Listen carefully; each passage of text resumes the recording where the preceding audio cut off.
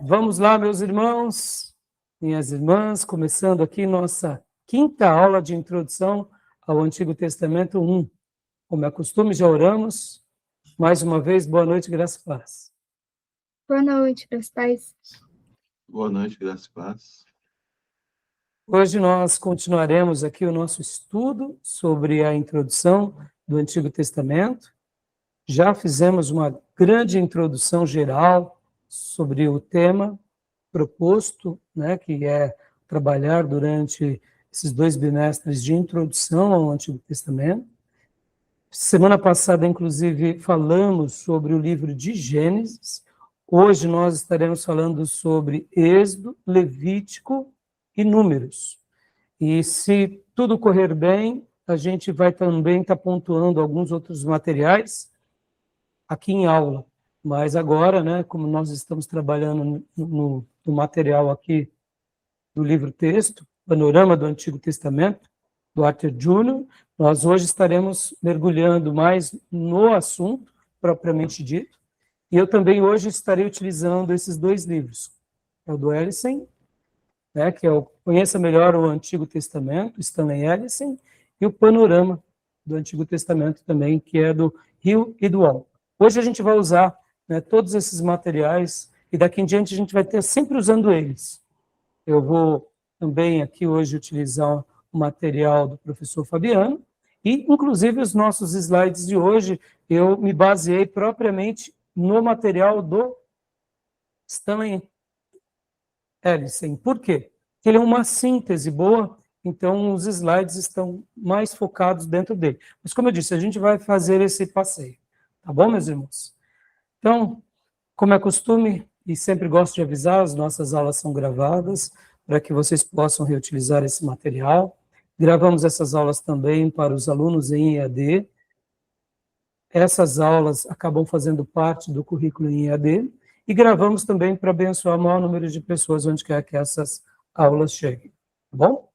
E é isso. Vamos trabalhar, então, no material.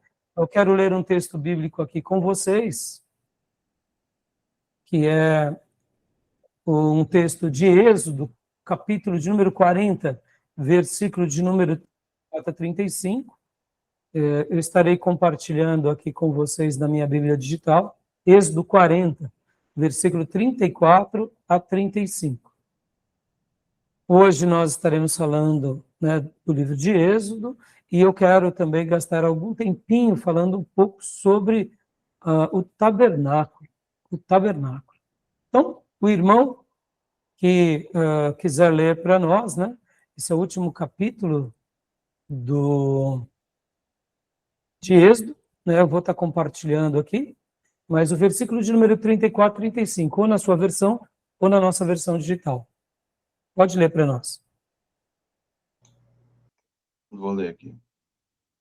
Então, a nuvem cobriu a tenda da revelação, e a glória do Senhor encheu o tabernáculo, de maneira que Moisés não podia entrar na tenda da revelação, porquanto a nuvem repousava sobre ela, e a glória do Senhor enchia o tabernáculo. Obrigado, Tomé. Hoje nós estaremos mergulhando no livro do Êxodo, Levítico e Números, e se der tempo até Deuteronômio. Mas eu acho muito difícil, porque eu quero dissecar aqui com vocês. Mas esse texto que acabamos de ler, lembra a nós aquilo que Moisés fez. Moisés, ele construiu o tabernáculo. E logo quando ele constrói o tabernáculo, a coisa que mais marca o tabernáculo não foram os utensílios, não foram os detalhes, mas o que mais marcava o tabernáculo era a glória do Senhor naquele lugar. E aquela glória que fazia com que o tabernáculo fosse diferente e se tornasse um marco da presença de Deus entre o povo de Deus. Até os patriarcas, a presença de Deus estava sobre aquele que, eu diria, estava a promessa. O primogênito, ou aquele eleito de Deus, como é o caso de Jacó, que tinha a promessa. A presença de Deus estava sobre ele e sobre a sua família, mas ele era o canal pelo qual a glória de Deus se manifestava. Agora, depois de Moisés, principalmente depois da libertação do povo do Egito, Deus, lá no deserto, presenteia o seu povo com um santuário móvel. E esse santuário móvel, agora Deus faz questão de deixar de forma abundante a sua presença. E isso é maravilhoso. Eu queria encerrar essa parte introdutória para a gente mergulhar no material, apenas dizendo que a presença de Deus era tão copiosa naquele lugar, e o povo de Deus sabia disso, que durante o dia ficava uma nuvem sobre o acampamento, não protegendo apenas o tabernáculo, mas todo o povo de Deus. E durante a noite, onde ficava o tabernáculo, uma coluna de fogo se erguia sobre aquele lugar, dando uma ideia também de proteção, de cuidado, de aquecimento, né? Mas principalmente de proteção, porque, eu não sei se você sabe, no deserto, durante o dia, o calor é muito grande, porque a areia ela esquenta. Então, é um calor absurdo. Por isso que os homens do deserto, eles vestem aquelas roupas, aquelas túnicas, para se proteger do sol. Mas acontece um fenômeno muito peculiar, porque assim como a temperatura se eleva ao sol, quando o sol se baixa, se põe, há um esfriamento da areia muito rápido. Muito rápido. E por essa razão há um gelo muito intenso. Então você sai de picos, né, de um clima extremamente quente para extremamente frio. E por essa razão também os beduínos e homens do deserto usam as túnicas. Para quê? Para agora se esquentarem à noite. Então percebam que aquela coluna de fogo era um marco. Ali era um marco de luz, era um marco de quentura, era um marco de proteção. Mas havia um fenômeno, que era quando a nuvem se movia, aí os levitas desarmavam todas as coisas, e ali sim, agora, seguindo e obedecendo ao Senhor, aonde a nuvem parava, eles voltavam a erguer o tabernáculo. Então, guardem isso, já a gente vai voltar a falar de novo do tabernáculo, mas essa cena é muito linda, porque até hoje eu posso dizer que algo semelhante acontece conosco. Hoje, nós seguimos a nuvem, não mais do tabernáculo, mas a nuvem, eu diria, de Deus que está sobre nós, o toque de Deus. E é bem peculiar isso para uma pessoa, para uma igreja, para uma denominação, para uma época, né? E nós acreditamos que assim como o Espírito Santo trabalhou no meio daquele povo lá atrás, hoje a igreja tem esse papel. E o Espírito Santo trabalha na igreja, tá bom? Então, meus irmãos, vamos trabalhar, né, no material aqui do nosso irmão Ellison, dos nossos irmãos Archer Jr. e do Rio e do Alton, e vamos mergulhar aqui no material, tá bom? Paz, irmã Miriam. Paz, pastor. Paz, irmãos. Boa noite. Boa noite, filha. Boa noite, Boa pessoal. noite. Cheguei atrasada, eu estava correria aqui, mas Glória a consegui. Deus. Aí, ótimo, maravilha. Maravilha, filha. Filhos, deixa eu aproveitar aqui rapidinho. Nós já falamos bastante, né, sobre várias questões aqui do Velho Testamento, mas deixa eu abrir também algo que o Stanley Ellison, no seu livro, texto, tanto da página 9 até a página 19, ele faz um apanhado bem interessante, né, sobre essas questões do Antigo Testamento. Eu queria dar só uma pincelada rapidamente. Ele vai falar sobre os princípios básicos para a interpretação da Bíblia, o calendário hebraico e o cálculo do tempo, os livros do Antigo Testamento, estrutura cronológica do Antigo Testamento e uma introdução ao Pentateuco. Ele em literalmente 10 páginas fala algo, e eu fiz aqui, por meio do notebook LM, eu fiz uma síntese, eu queria rapidamente pincelar aqui com vocês, porque eu sei que nós já trabalhamos sobre isso, mas eu queria dar um destaque aqui com vocês, simplesmente porque esse assunto é muito relevante, e eu queria destacar algumas questões, principalmente as questões dos mapas cronológicos, do calendário, o cálculo do tempo porque a gente acaba, né, como estamos há muito tempo distante de tudo isso, a gente acaba não se concentrando a esses detalhes, tá bom? Então, aqui rapidamente, né? Deixa eu só passar para vocês. Olha só. Ferramentas para a interpretação do Antigo Testamento. Uma jornada do macro ao micro. Hermenêutica, tempo, estrutura e fundamentos. Então, olha só. Paz, Diego. Então, aqui é um guia visual. Paz, filhotes, tudo bem? Só fazendo uma breve recapitulação. Lembrando, né, que nós precisamos entender que para se estudar o Antigo Testamento, a gente precisa de uma lente que não deixa de ser um princípio hermenêutico. Precisamos entender o tempo, o calendário cronológico que tudo acontece. Parece simples, mas não é tão simples. Podem ver que o Velho Testamento tem essa característica, né? Muitas vezes a gente se esquece desse detalhe. A gente acaba se esquecendo que ele tem toda uma metodologia de datas, de festas. A estrutura bíblica, a gente já viu essas questões da estrutura, né? Leis, profetas e escritos.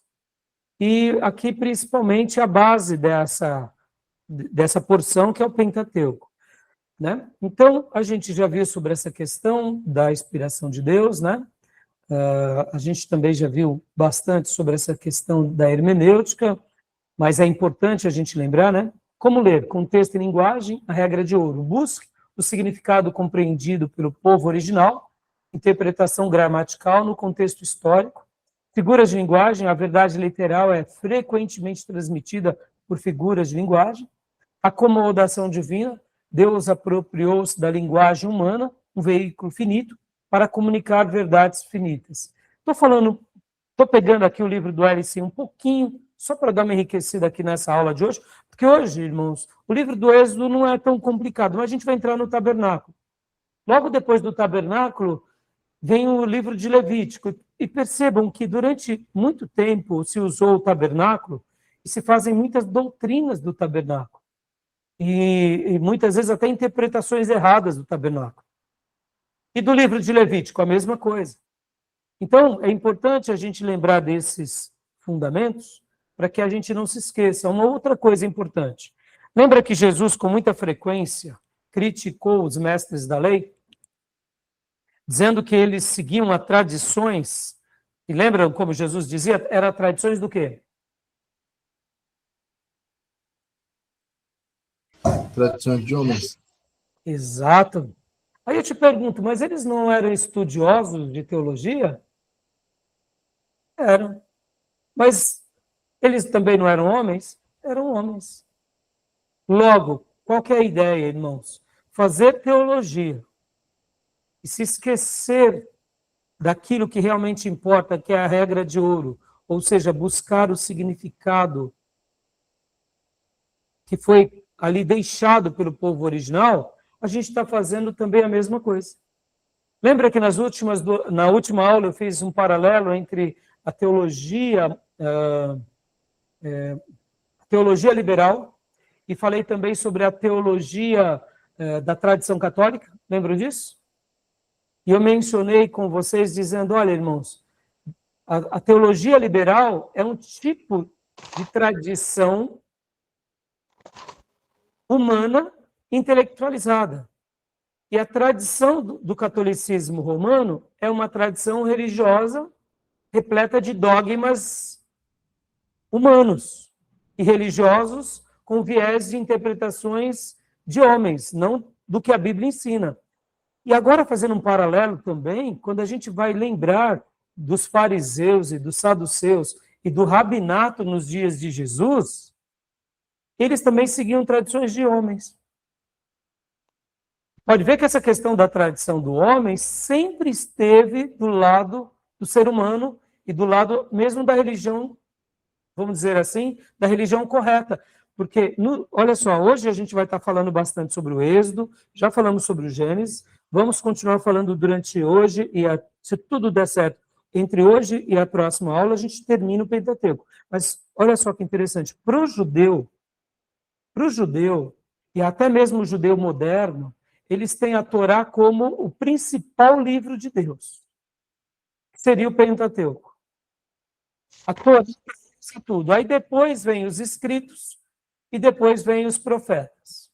Mas a Torá, ela recebe uma proeminência, ela está acima. Aí eu te pergunto, na perspectiva do Velho Testamento, há diferença entre Torá, livros históricos, livros poéticos? Tem diferença? Ou é tudo revelação de Deus? O que vocês acham? Eu quero dizer o seguinte, como revelação, tem diferença da Torá para os livros históricos, para os livros poéticos, para os livros proféticos? Como revelação, não, tudo igual. Para nós é tudo igual, percebam. Mas para o judeu, Para o judeu, ele faz essa separação. Eles colocam a Torá aqui em cima, aí depois você tem os profetas, os poéticos, e aí eles consultam aí em cima disso, em cima da Torá, eles criam toda a tradição. Aquelas tradições como da escola do Peshar, como a tradição da escola do Talmud. O que é o Talmud, irmão? O Talmud era uma pessoa? Não, era uma escola do rabinato. Então, todos os judeus, eles se fixam, até os dias de hoje, sobre esses 5 primeiros livros. Eles colocam ela aqui em cima, e os outros são livros, eu diria, secundários, terciários, entenderam? Só que Jesus não disse que era assim, nem os apóstolos. O que Moisés fez foi importante, o que Jeremias fez foi importante, o que Davi fez foi importante, o que Jonas fez foi importante, e tudo isso para eles era o Velho Testamento. Tudo era importante. Aí, no nosso caso, como igreja, ainda a gente tem o Novo Testamento. Por que eu estou fazendo esse acréscimo aqui, irmãos? Porque ao estudar hoje aqui o Pentateuco, não pense vocês que ele está num patamar maior, tá bom? Tá? Tudo bem? Até hoje, os judeus, eles se gabam, por exemplo, de que eles fazem uma leitura da Torá, e aí eles têm uma interpretação da Torá, que seria praticamente como se fosse uma interpretação oral da compreensão de Deus. Por isso que hoje, quando a gente vai chegar para um rabino, ou vai chegar para um judeu, ele acaba lendo partes da Bíblia do Velho Testamento, ele não lê todo o Velho Testamento. Curioso isso, não? Se há um povo que estuda muito o Velho Testamento, somos nós, os protestantes. Isso é lindo, porque a gente se aprofunda. Mas, pastor, sempre foi assim, os judeus? Claro que não. Podem ver que os apóstolos, quando eles se convertem, eles conheciam o Velho Testamento. Paulo também conhecia o Velho Testamento. Mas podem ver que Paulo, ele estava fazendo uma obra ante Deus, pensando que estava a serviço de Deus. Tá bom? Tudo bem? Então, para a gente prosseguir, né? A harmonia da revelação, a gente tem o Gênesis. A revelação de Deus ela é sempre progressiva, né, irmãos? A palavra foi dada como um rio de verdade gradual, adequado a cada geração, completando-se no todo, ou seja, nasce aqui o Gênesis, ou melhor, Moisés começa a falar sobre o Gênesis, e a revelação, ela continua. Aí chega no marco grandioso, que seria o Novo Testamento, e conclui em Apocalipse. Ou seja, tudo isso é compreendido pela fé, e a analogia da fé. A Bíblia é interpretada, a Bíblia interpreta a própria Bíblia. Textos duvidosos devem ser conferidos com contextos claros. Existe uma harmonia perfeita nas Escrituras. Né? Lembrando um pouco aqui, para a gente não esquecer, o mecanismo do tempo. Agora, o que eu queria destacar um pouco aqui para vocês, porque agora a gente vai entrar em várias tabelas, né? E a questão do calendário a gente vai ver, irmãos. No Velho Testamento havia pelo menos essa distinção de calendários, né? A gente vê que na história da humanidade, alguns povos seguem o calendário lunar, outros o solar, e a gente vê que há uma diferença básica, né, entre eles, né? Entre o calendário solar e o calendário lunar. Tem a questão do ano bissexto, né? Então, o ano sagrado começa na primavera, Nissan e Abib. O ano civil começa no ano de outono, seria esse Tishri, né? Um nome em hebraico, e desculpem se a minha pronúncia foi errada, tá bom? Então, assim, podem ver que aqui seria a sincronização dos meses no calendário judeu, tá bom?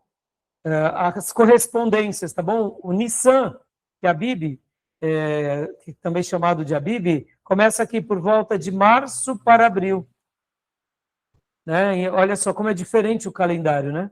Então, assim, é bem interessante que o calendário bíblico não é igual ao nosso, né? Outra coisa também que eu mencionei na última aula era isso, a cronologia da criação ao êxodo. Se vocês forem ver, lembra que eu falei, ó, 4.173 a.C., que deve ser cronologicamente ali, seria a data da criação de Adão, e aí aqui o êxodo vai se dar por volta do ano 1445. Então eu até mencionei sobre esse hiato aqui, né? O tempo em que está registrado partes do Gênesis, né? Ele acaba abraçando um período muito grande. Aqui é um calendário próximo, tá, meus irmãos? Aqui é bem provável que foi por volta de 1875, quando Jacó vai ao Egito, né? Antes de Cristo. E então aqui, essa data, na realidade, ó, que vocês estão vendo, 4.000 a.C., e aqui 2.000 e pouco, seriam as datas, vamos dizer, a data do calendário judaico e a data que nós seguimos, tá bom? Só para vocês terem uma ideia, tá? Só para a gente entender um pouco como funciona. Há uma polêmica sobre a questão do período que o povo de Deus fica no Egito, né? A polêmica é porque o texto bíblico vai falar que é 400 anos. Então, ó, a polêmica dos 430 anos. O texto hebraico confirma 430 anos no Egito, que é o texto de Êxodo 12:40, refutando a teoria de que este número inclui a era patriarcal. Vai ter uma discussão teológica sobre isso, tá bom? Mas, assim, não vai perder nada para nós aquela ideia de que, de fato, o povo de Deus fica nesse período no Egito, tá bom?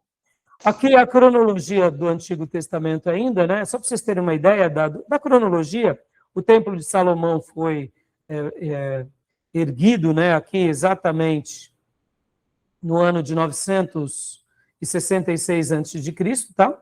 Ou seja, 480 anos após o Êxodo. Né? A divisão do reino se dá em 931 a.C., o início do exílio, ou seja, do cativeiro babilônico, o início começa aqui, depois a gente vai ver realmente a queda, né, do templo e a conclusão do exílio, o retorno de Zorobabel, o ano de 537 a.C., e o nascimento do Messias, que seria aqui o ano 5 a.C., por causa daquela questão do mapa gregoriano, tá, meus irmãos? Aqui, ó, do ano bissexto, tá? E, na realidade, aqui seria o ano 0, tá bom? É o ano 5 a.C., segundo a data mais atual e a correspondência mais precisa, tá bom? Tudo bem até aqui? Alguma pergunta, meus irmãos, sobre essas questões do calendário, né? Querem fazer alguma pergunta? Alguma dúvida? A gente... não vamos ficar aqui gastando tempo demais sobre essa questão, né? Porque isso, de fato, não tem tanta... não é que não seja importante, mas, assim, a gente não vai se prender tanto a isso, tá?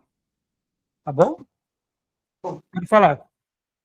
Pastor, essas datas aí que tem, elas sim eram junto com as escritas conforme ou foi estudo dos historiadores?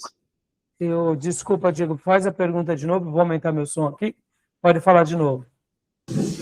Essas datas que está marcando aí, foram datas que vieram junto com as escritas cuneiformes ou elas são datas de historiadores?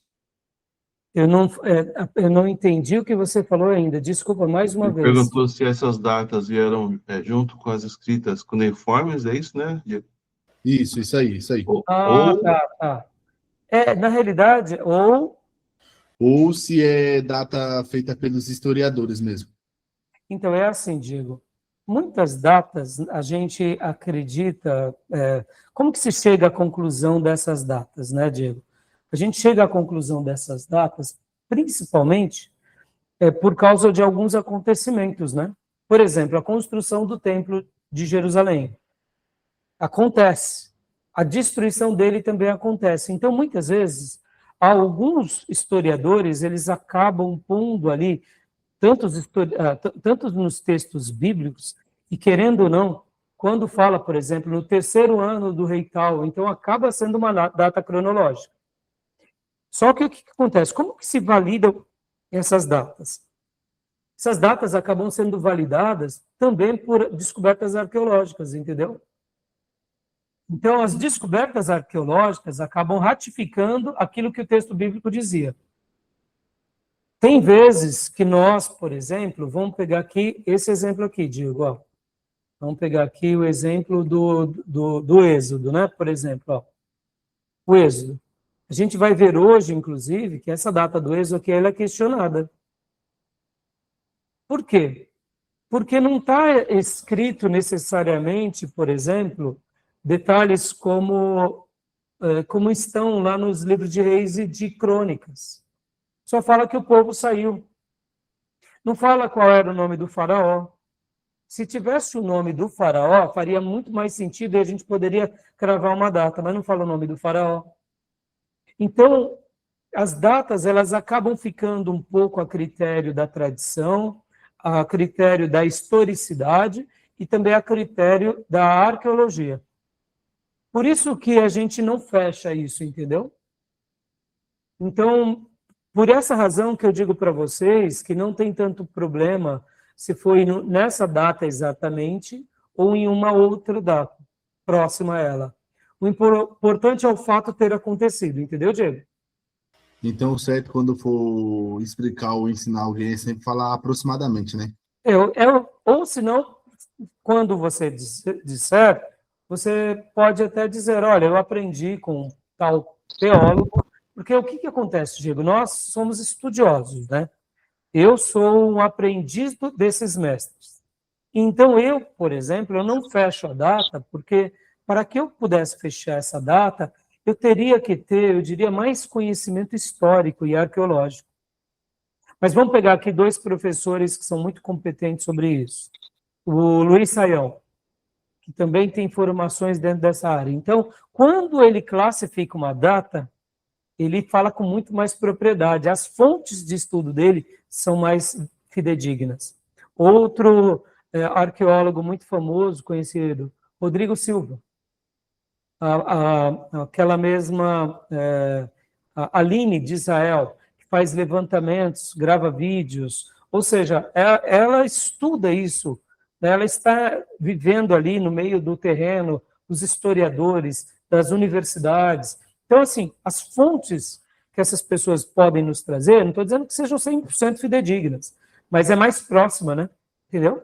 Então, não tem problema quando falamos assim, Diego, lá em 1445 a.C., o povo de Deus saiu do Êxodo. Mas se alguém te perguntar, por exemplo, você tem certeza? Falando, não, irmãos, é aproximadamente. Entendeu? É esse o ponto. Tá bom? Algumas outras datas é mais fácil para nós. Por exemplo, a destruição do templo. Como foi um acontecimento realmente assustador, foi registrado não só pelo povo de Deus, mas foi registrado também por outros povos. Então, a facilidade de se ter ali a data da destruição é muito provável que seja aquele ano mesmo, se não aquele ou outro. Sabe, coisa de errar por um ano. Mas outros acontecimentos, como, por exemplo, o nascimento de Abraão, a data realmente da criação de Adão, a gente não pode afirmar 100%, tá bom? Beleza? Tudo bem? Eu vou compartilhar aqui com vocês rapidamente, olha, eu já mandei para vocês também esse material, mas ele é muito legal, olha só. Aqui, nesse material, aqui tem um mapa cronológico do Antigo Testamento.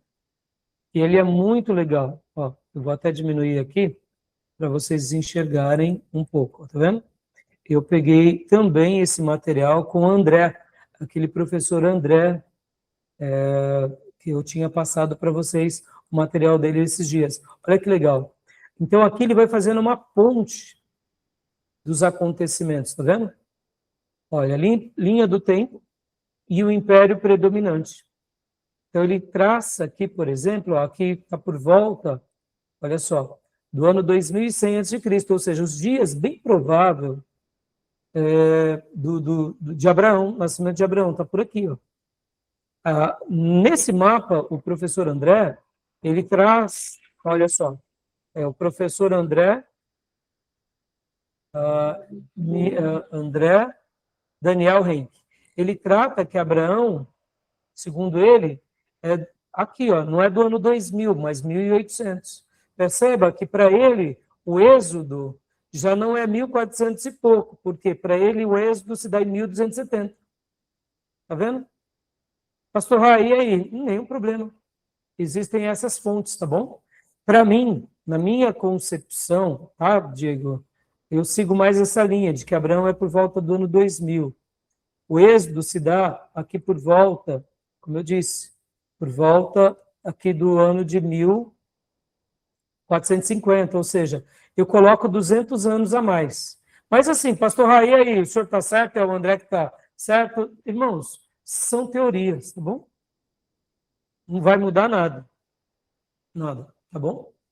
Beleza? Então, esse mapa é muito legal, eu já passei para vocês e vai dando um acompanhamento. Bom, hoje, como vocês sabem, a gente ainda está aqui, né? Ó, a gente está aqui, a gente vai trabalhar ainda só esse período, né? Que é o período dos 40 anos. Tá bom? Mas voltando aqui, deixa eu mostrar aqui, olha que legal. Aqui já começa, ó, logo depois, período de Juízes, período de Samuel, aí aqui já vem mais detalhes, tá vendo? Esses detalhes aqui é muito legal. E aí chega até o ano 0, ou o ano 1 antes de Cristo, tá bom? É muito legal. E temos outros mapas também, por exemplo, a tabela dos profetas. Deixa eu mostrar aqui para vocês, olha que legal. Aqui é outra tabela muito legal, cronológica, que a gente vai usar também durante essa aula. Já já a gente vai usar mais, tá vendo? Só que aqui é os profetas. Quando a gente entrar, pode ver que aqui já muda um pouco o cenário. É dos dias de Saul, Davi, e vem para cá, ó. E aí fala dos reis, ó, os profetas espalhados aqui e os impérios. É muito legal esse material, tá bom, meus irmãos? Então a gente vai estar trabalhando um pouco sobre isso, mas hoje o foco mesmo era esse. Eu quis mostrar um pouco esse lado para vocês, tá bom? Beleza? Tranquilo? Então, vamos lá. Deixa eu só fechar aqui e voltar aqui com vocês, né, para o nosso material. Então, continuando aqui rapidamente, só para a gente utilizar aqui o material do Ellison, continuando aqui. Então, a questão das tabelas, né, a gente já viu. A questão da divisão, nós já vimos, né, Torá, Neviim e o Ketuvim, que seria o Pentateuco, que os judeus chamam de Torá, nós chamamos de Pentateuco. Os profetas, Neviim. E os escritos, que seriam os salmos e os livros poéticos e sapienciais, Ketubim. Tá bom? E aí, aqui, a gente já viu essa questão da autoria, né, do Pentateuco, que foi Moisés. E aqui, olha que legal essa visão aqui, né, do Pentateuco. A importância incalculável. Lembra que eu falei, irmãos, que tudo aquilo que tenta alterar a beleza do Pentateuco, e não só do Pentateuco, mas dos profetas e dos escritos, percebam que aqui no Pentateuco a gente tem uma visão cósmica, da onde tudo foi criado, a causa primeira. Temos um princípio ético, uma importância ética, a origem das raças, histórico, o rastro de Adão, religioso, o caráter de Deus, e o profético, os grandes temas, né? Então, assim, é muito importante a gente jamais esquecer disso. A ênfase nos livros aqui que a gente está estudando. Gênesis trabalha muito sobre a questão da soberania. Agora, Êxodo é o poder.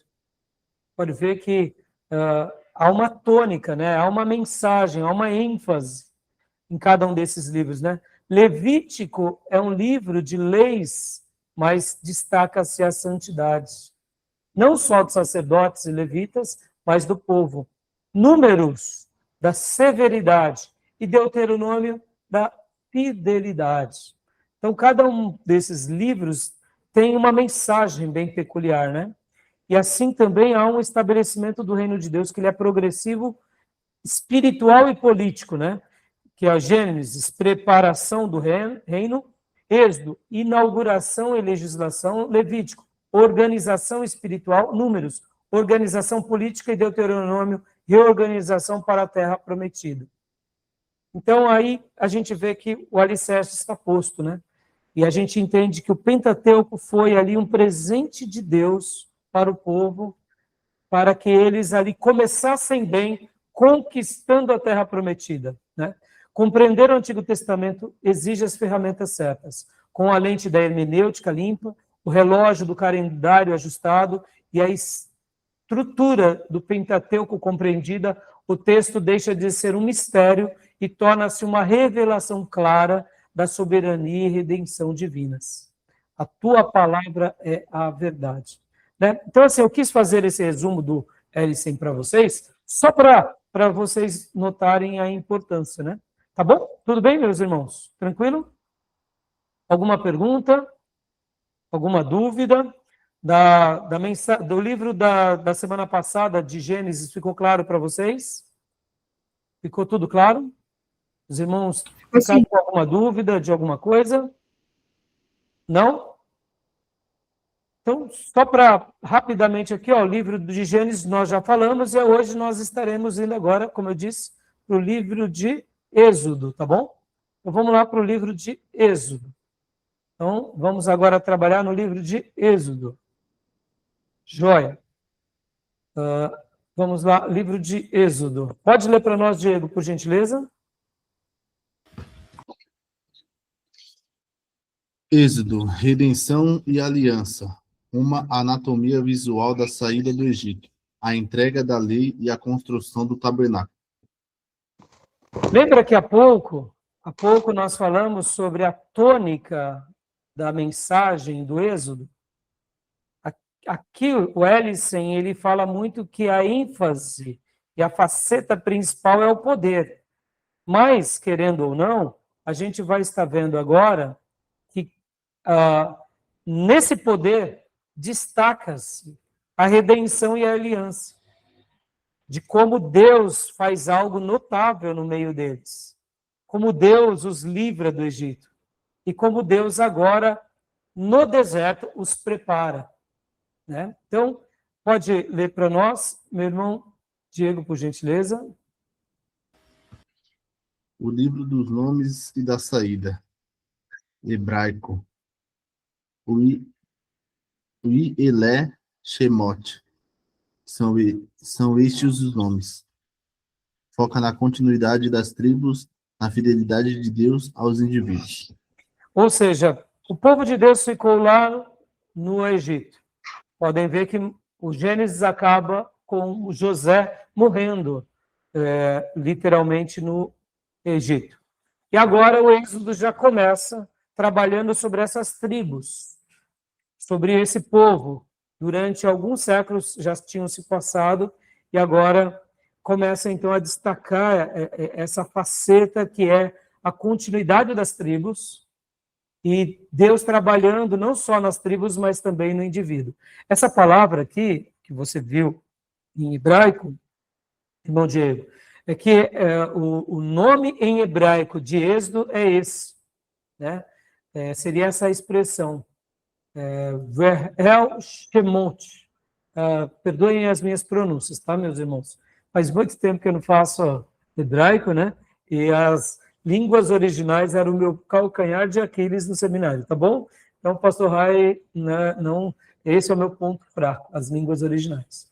Então, na Bíblia hebraica, pode ver que quando nós abrimos a Bíblia literalmente aqui em Êxodo, olha só que curioso. Vamos lá, vamos abrir Êxodo capítulo 1. Vou mostrar para vocês, olha só. Êxodo, olha só como está. Ora, estes são os nomes dos filhos de Israel. Quando nós vamos para o original, eles literalmente chamam o livro de Êxodo como esse. São esses os nomes, né? Ou como a gente viu há pouco, né? São estes os nomes. Então, o livro de Êxodo para o judeu recebe esse nome. Interessante, né? Quando houve aquela versão chamada Septuaginta, que é a versão dos 70, aí eles mudaram.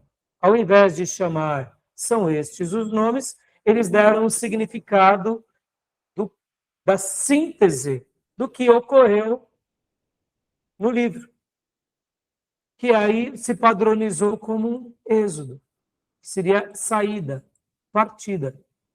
Né? Pode ler para nós aqui, Diego, por gentileza? Foca na ação central de redenção e movimento geográfico. Então, perceba que a visão dos próprios judeus, é uma visão, eu diria, mais de pertencimento. E o nome aqui tem esse lado mais peculiar e familiar. E eu concordo com esse nome que os judeus davam, porque, de fato, tinha a ver com eles. Se imagine você lá no deserto, Moisés recebendo esse livro, esse segundo livro. São esses os nomes dos filhos de Israel. Você gostaria que o livro se chamasse São Esses os Nomes ou Êxodo Partida? Eu, particularmente, prefiro muito São Esses os Nomes. Isso cria identidade. Isso cria pertencimento, né? Agora, na perspectiva grega, você tem que lembrar que o grego é muito analítico, né? Filosofia, eles tentam sempre ter uma visão mais abrangente. E como eles não são partes da promessa, então eles foram mais, eu diria, deram outro nome que dava uma síntese do ocorrido. Nenhum problema. Se convencionou chamar Êxodo, não tem nenhum problema. Mas eu prefiro aqui, são esses os nomes. Sabendo ainda mais que, de repente, a minha tribo estaria entre esse povão, né, irmãos? Mas já que nós somos brasileiros, tem nada a ver com o judeu, a não ser que você seja, como nós chamamos, né, judeus que vieram para o Brasil, que seriam os novos católicos, né? Os sefaraditas, salvo engano, né? É isso? Sefaraitas? Alguma coisa assim? Então, como que é o nome dele? Não? Como que é? Cristãos novos. Cristãos novos. Sefaratitas? Sefaratitas, né? Eu acho que é isso.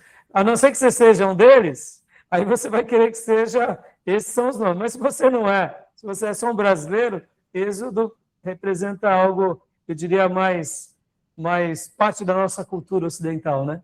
Tá bom? Tudo bem até aí? E agora, quem é o autor do livro? Lê para nós, meu irmão, por gentileza. E aqui essa coluna, irmão Diego. Autoria Moisés. Evidência confirmada pela unidade do Pentateuco e referências internas. Êxodo 17, 14, 36, versículo 1. Tema central. A ação redentora de Deus, transformando uma família escrava em uma nação teocrática. Ou seja, a tradição conservadora sempre vai datar como Moisés, o autor. E as evidências, inclusive, são internas e algumas externas no sentido de outros livros, como vários livros no Velho Testamento e vários no Novo. E o tema central é esse.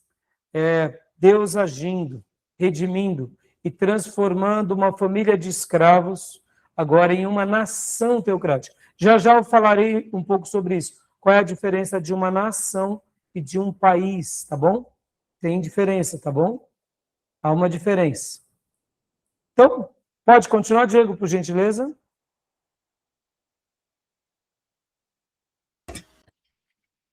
O palco da história, o debate da datação.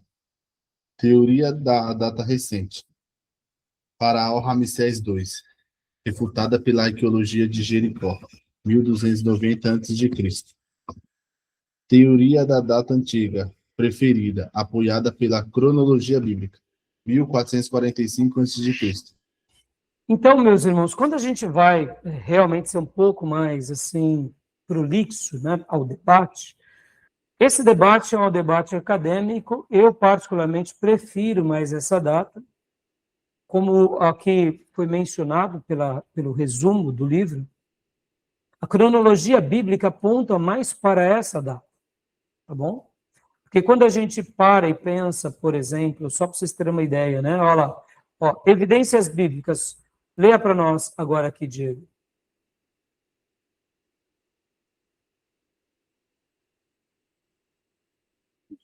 Irmão Diego.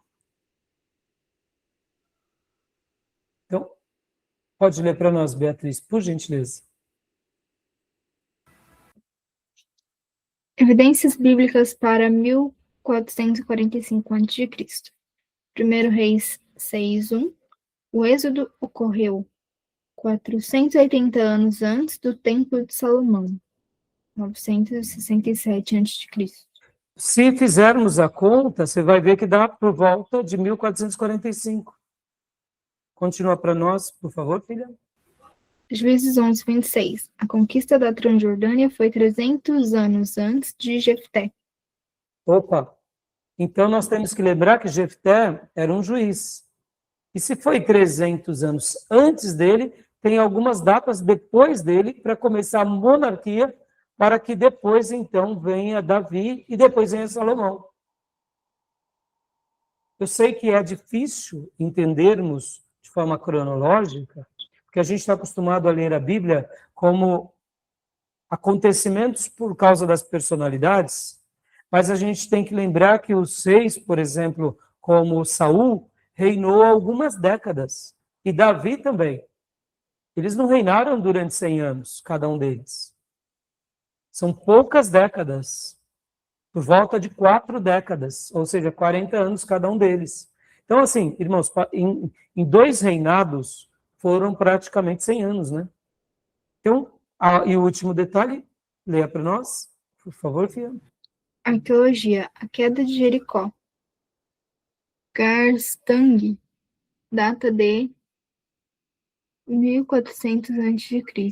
Ora, se foi datado a queda de Jericó em 1400, o povo ficou por volta de 40 anos no deserto, pode ver que realmente a data, né, do êxodo se dá durante esse período aqui. Tá bom? Então percebam que são assuntos, e aqui, meus irmãos, aqui é uma briga de gente grande, tá? Aqui é a descoberta arqueológica, e só um detalhe também, vocês talvez vão se lembrar, que quando fizemos a matéria de geografia bíblica, uma das cidades mais antigas do mundo é Jericó, né? E Jericó, o problema de Jericó é o seguinte, irmãos. Jericó está num lugar, eu diria, em que ali, como houve muitas construções de muitas cidades, então é uma cidade em cima de outra cidade, em cima de outra cidade, ou seja, quando os arqueólogos vão fazendo as descobertas, eles descobrem aqui, de repente, uma construção de um período, vamos supor, de 200 anos, aí de repente eles descobrem outra de 500 anos atrás, e depois de 300 anos atrás. Então, assim, são cidades sendo construídas sobre outras durante quanto tempo? Vários séculos. Por isso que é muito complicado, tá bom? Tudo bem? E aí, tudo bem? E aqui, o Império do Nilo e seus faraós, né? Aqui temos uma ordem aproximada de como foi aquele momento, né, em que o povo de Deus estava ali ainda no Egito, né? Ó, segundo a cronologia, a gente tem mais ou menos essa ordem. Totmés I, que foi de 1539. 1539 a 1514, né? Que ordenou a matança dos meninos, lembram? A matança dos meninos, onde, de fato, Moisés milagrosamente é salvo. Depois temos a filha de Faraó, que adotou Moisés, Hatshepsut, né, nomes difíceis, né, um pouco trava-língua, 1505 a 1482. Segundo a própria arqueologia, ela foi uma princesa muito poderosa, irmãos. Totmés III, o grande opressor, Moisés foge para Midian, possivelmente seria esse daqui, o faraó dos dias que ele vai para Midian, e Amenófis II, o faraó do Êxodo, 1450 a 1426 a.C. Deixa eu fazer um comentário aqui, meus irmãos. Nós veremos muitos vídeos falando sobre descobertas arqueológicas aqui no Mar Vermelho, tá? Tomem cuidado com esses vídeos de internet, tá bom? Aliás, tomem cuidado com tudo que vocês virem na internet, tá bom?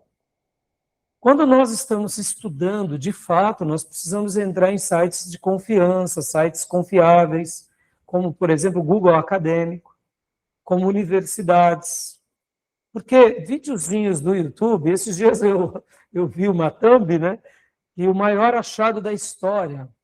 Acharam, né, Faraó, acharam as carruagens, os cavalos lá no meio do mar. E aí você começa a ver o vídeo, irmãos, é só para viralizar, não tem fundamentação histórica, é um monte de informação misturada. Você vê que é uma montagem ou uma criação praticamente de IA. Ou seja, isso, tome cuidado, viu? Não vai fazer um estudo baseado nisso, tá bom, meus irmãos? Em sites, por isso que a gente tem que procurar sempre sites que tenham fundamentação, tá bom?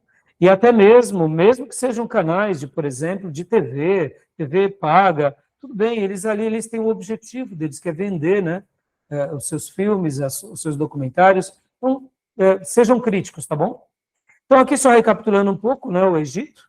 Aqui era Gosen, onde o povo de Deus ficou. Aqui é o delta do Nilo, né? Pode ver que é um delta, literalmente, né? A gente sabe que o delta é assim, mas não deixa de ser um delta, né? Para quem olha do mar Mediterrâneo.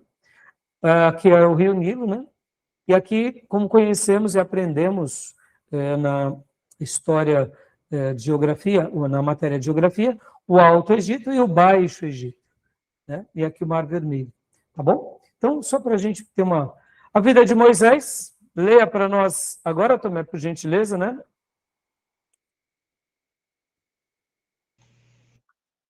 O príncipe, de 0 a 40 anos. Contexto: corte de Faraó, aprendizado, formação militar, política e intelectual, educação religiosa no lar de Joquebede. O pastor, dos 40 a 80 anos. Contexto: exílio em Midian. Evento: casamento com Zípora e a sarça ardente. Aprendizado: humildade, paciência e conhecimento do deserto. O libertador, dos 80 aos 120 anos. Contexto: Egito e deserto. Papéis: profeta, ensino, sacerdote, intercessão e rei, governo. Na realidade, aqui, o notebook LM, ele colocou como rei, porque o livro do Ellison fala que ele foi o líder, o líder de Israel, aquele líder que realmente conduziu, e aí ele traduziu como rei. Então, reconsiderem aqui, tá bom? Então, nenhuma novidade, né, meus irmãos? Essa é uma história, uma síntese de Moisés, né? E aqui agora um pouco da divisão do livro, né? E agora eu quero trabalhar com vocês um pouco sobre essa questão, a divisão do livro. Então, pode ler para nós, Moisés, Tomé, por gentileza. Anatomia do Êxodo. A saída. Capítulo de 1 a 18. Local: do Egito ao Sinai. Local: do Egito ao Sinai. Foco: o poder de Deus. Ação: submissão de Faraó e libertação. A lei, capítulo 19 a 24. Local: Monte Sinai. Local: Monte Sinai. Foco: os princípios de Deus. Ação: constituição moral da teocracia. O tabernáculo, capítulo de 25 a 40. Local: acampamento. Local: acampamento. Foco: a presença de Deus. Ação: a habitação de Deus no meio do povo. Joia. Então, aqui é uma breve divisão. Vocês estão com o livro-texto de vocês aí em mãos, certo? Abram no livro de vocês, que é na página Êxodo, página 259, irmãos. Vocês vão ver que há uma divisão também um pouco diferente de cada material, né? Página 259. podem ver que o livro que nós estamos estudando, que é o livro-texto do Acker Jr., ele tem Gênesis, ele tem muito assunto no livro de Gênesis, né? Eu, particularmente, achei bem interessante esse material. Ele trabalha bastante essa ideia, né? Do livro Gênesis parte 1 e parte 2, né? Gênesis seria da página 207 a 230, e depois da 230 a 258 seria a continuação, ou seja, muitas informações, né? Então, aqui no nosso livro, nesse material que eu estou abordando com vocês, assim, a gente vê pelo menos essas 3 divisões. É óbvio, irmãos, como eu já expliquei para vocês, né? O livro de Êxodo, ele pode ser dividido de várias formas, tá? O esboço de Êxodo é um esboço bem peculiar, dependendo do teólogo. Pode ver, na página 259, nós vemos aqui que o título que o nosso irmão Acker Jr. coloca é outro. Ó. A primeira parte, o treinamento do homem de Deus para a tarefa de Deus. Perceba que aqui, no livro do Stanley, já é uma divisão um pouco diferente. A divisão dele, na página 32, é outra, né? Pode ver que ele foca ênfase no poder de Deus, a saída. E aí ele coloca do capítulo 1 ao capítulo 18. Eu vou até compartilhar aqui com vocês o material aqui do Stanley, essa parte, só para vocês entenderem o que eu estou dizendo, tá bom? Então, olha só, olha que interessante aqui. Deixa eu compartilhar aqui com vocês, porque vale a pena. Quem tiver o livro do Stanley, é na página de número 32, tá bom? Vou mostrar aqui para vocês rapidamente. Olha que legal. O Stanley, ele trabalha esse material que a gente está vendo agora. Só um segundinho. Ele trabalha com essa divisão. Eu particularmente, deixo vocês aqui mais à vontade sobre essa questão da divisão, tá, irmãos? Porque a divisão de um livro vai depender muito da visão do autor, tá? Então, deixa eu compartilhar aqui para vocês o próprio material do Stanley. Olha só. Aqui. Olha como ele trabalha. Deixa eu aumentar a letra para vocês, ó. Tema central: redenção e organização de Israel como povo da aliança. Já o nosso irmão Acker Jr., ele também tem a sua abordagem sobre o tema central, mas ele já divide de outra forma. Primeiro, o Stanley vai falar que é a saída, é a ênfase no poder. Que realmente tem fundamento ou não, irmãos? O que vocês acham? Tem fundamento do capítulo 1 ao capítulo 18, o poder de Deus ou não? É muito linda essa ideia, não é? Eu acho interessante essa ideia. Hã? Tem as pragas, tem o maná. Não é? Tem É muito interessante essa questão. Então, cada livro, irmãos, cada livro vai ter uma abordagem, tá bom? Mas, como eu disse para vocês, no nosso livro-texto, eu gosto também, é por isso que eu falo para vocês que não tem o que é certo ou o que é errado, tá? Porque muitas vezes a gente olha de uma forma, outro autor enxerga outra coisa. Olha só, no livro que é o nosso livro-texto, como que está aí? Tá, o treinamento do homem de Deus para a tarefa de Deus, do capítulo 1 ao capítulo 4. O que vocês acham dessa classificação? Hã? É verdade. Treinamento, está treinando mesmo a pessoa. Então, percebam que o olhar de uma pessoa diz muito, né? Diz muito. Eu, particularmente, eu gosto demais dessa divisão. Que essa divisão, você olha uma outra área que você, muitas vezes, até não conhece. Então, eu particularmente, gosto muito desse olhar mais, eu diria, mais como que eu posso dizer? Mas repleto de uma observação mais peculiar. O nosso livro que nós estamos estudando, meu irmão, antigamente era essa versão, tá? Então, eu vou estar compartilhando aqui com vocês só essa parte do Êxodo, só para vocês terem uma noção de como ele está, tá bom? Mas vamos voltar aqui para o material, só para vocês continuarem... opa, deixa eu vir aqui, só um segundinho. Só um segundo. Deixa eu voltar aqui com vocês para o material que nós estávamos trabalhando. Aqui. Então, eu particularmente deixo aqui para os irmãos, só para a gente fechar esse bloco agora, porque já está dando a hora. Olha só, as divisões de um livro não necessariamente estão erradas, tá, meus irmãos? Não necessariamente estão erradas. Cada autor vai ter uma maneira de enxergar aquilo. Então, eu particularmente gosto muito dessas divisões. E o que eu faço, geralmente, quando eu estou fazendo uma lição de casa? Se de repente eu estou dando estudo, etc. Então, eu pego essas obras, porque de repente o meu estudo está dentro mais de uma ótica como essa, por exemplo, o treinamento do homem de Deus para a tarefa de Deus. Se eu estou falando sobre eleição, se eu estou falando sobre chamado, se eu estou falando sobre vocação, a divisão do Archer Júnior vai ser uma resposta melhor para mim. Agora, olha só que interessante. Se eu estou falando sobre poder, a divisão do Ellison vai ser mais contundente, concorda? Se eu estou falando mais sobre a grandeza e o poder de Deus, essa ênfase aqui do Ellison vai ser um pouco mais significativa na hora do meu estudo, da minha apresentação. Então, aí talvez você diga, mas pastor, isso não gera confusão? Claro que não, meus irmãos.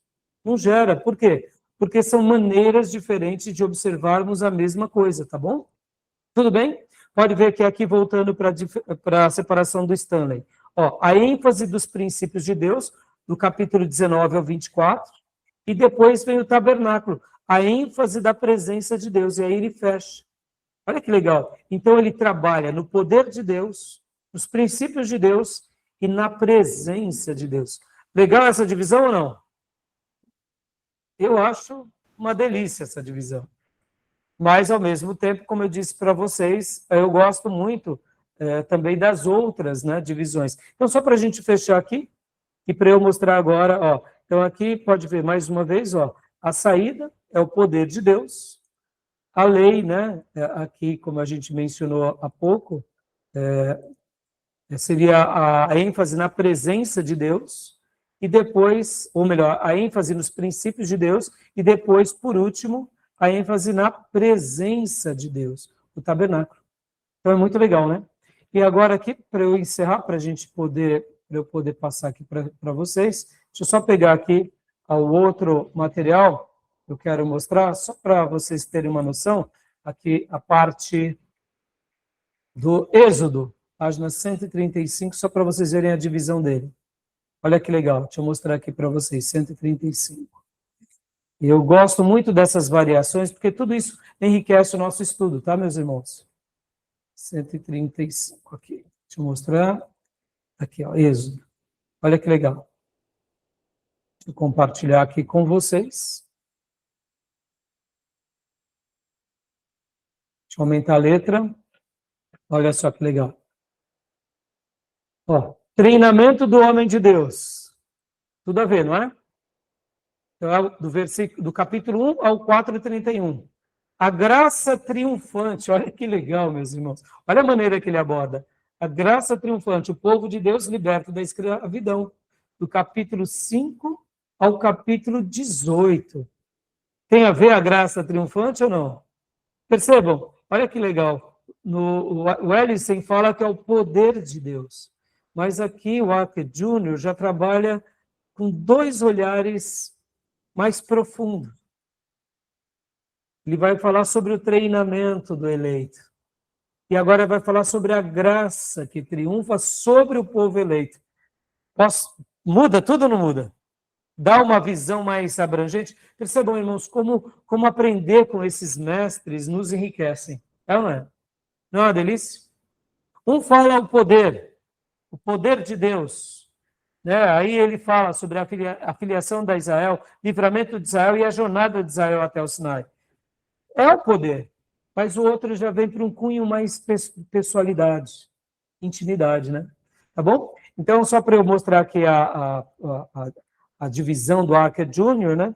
E aí depois ele vem aqui como o selo da santidade, do capítulo 19 ao capítulo 31, e depois o fracasso da carne e o arrependimento pelo pecado, do 32, 1 ao 33, 23.